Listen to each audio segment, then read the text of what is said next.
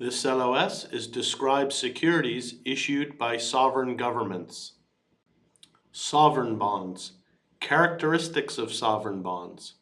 Sovereign bonds denominated in local currency have different names in different countries. For example, they are named U.S. Treasuries in the United States, Japanese government bonds, JGBs in Japan, gilts in the United Kingdom, and bunds in Germany. U.S. government bonds are named Treasury bills, T-bills, when the original maturity is 1 year or shorter. Treasury notes, T-notes, when the original maturity is longer than 1 year and up to 10 years, and Treasury bonds, T-bonds, when the original maturity is longer than 10 years. Now you'll recall in previous LOS, we've looked at the calculation of prices with regards to T-bills, and we remember that T-bills are sold at a discount, okay, and they mature at par. So that's one important thing to remember, where Treasury notes and Treasury bonds will receive interest. So the majority of trading in secondary markets is of sovereign securities that were most recently issued.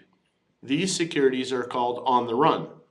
The latest sovereign bond issue for a given maturity is also referred to as a benchmark issue because it serves as a benchmark against which to compare bonds that have the same features, i.e. maturity, coupon type, and frequency and currency denomination, but they're issued by another type of issuer, for example, non-sovereign or corporate. So the government bond is the benchmark rate, and we compare our non-sovereign or corporate bonds against that benchmark. Now I put in a quick little practice question here. All U.S. Treasury coupon strips are A, zero coupon securities, B, issued directly from the U.S. Treasury, or C, created from pooled coupon payments of U.S. Treasury securities. Okay, this is one of these questions where it's just a factoid and either you know it or you don't.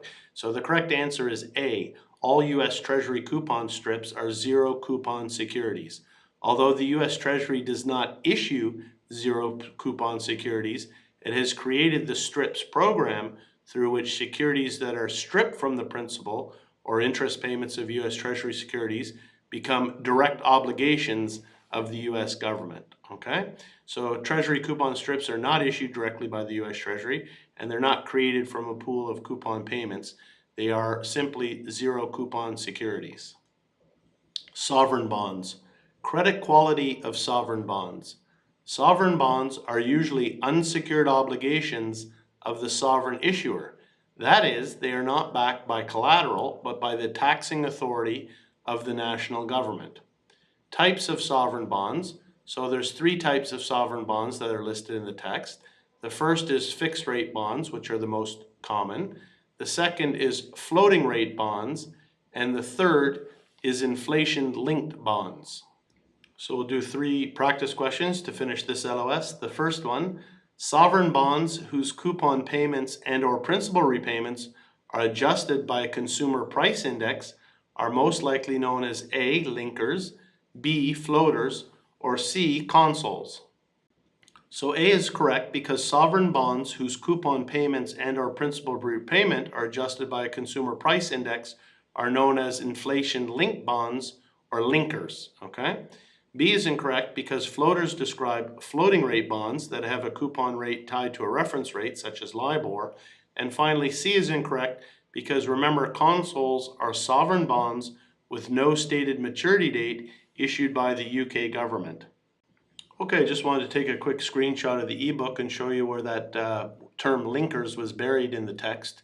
And that's the importance of going back and understanding all the terms and definitions. So here was a little section on the type of sovereign bonds, and we had the fixed rate bonds, so those are the most common. Floating rate bonds, just a little section. And then if I scroll down here, we can see the inflation-linked bonds, and I've highlighted in blue. Fixed income investors are exposed to inflation risk. The cash flows of fixed rate bonds are fixed by contract. If a particular company experiences an inflationary episode, the purchasing power of the fixed cash flows is eroded over time. Thus, to respond to the demand for less inflation risk, many national governments issue inflation-linked bonds or linkers. You can see I highlighted that in pink. whose cash flows are adjusted for inflation. So there it is, it's in the text. Every question on the CFA exam is based on information that is 100% in the text. It's very fair. There are some little tricks and twists and turns, but nevertheless, everything on the exam is in the text. Another quick practice question. Sovereign debt with a maturity at issuance shorter than 1 year are most likely A, floating rate instruments, B, zero coupon instruments, or C, coupon bearing instruments. Well, that one should be easy. B is correct.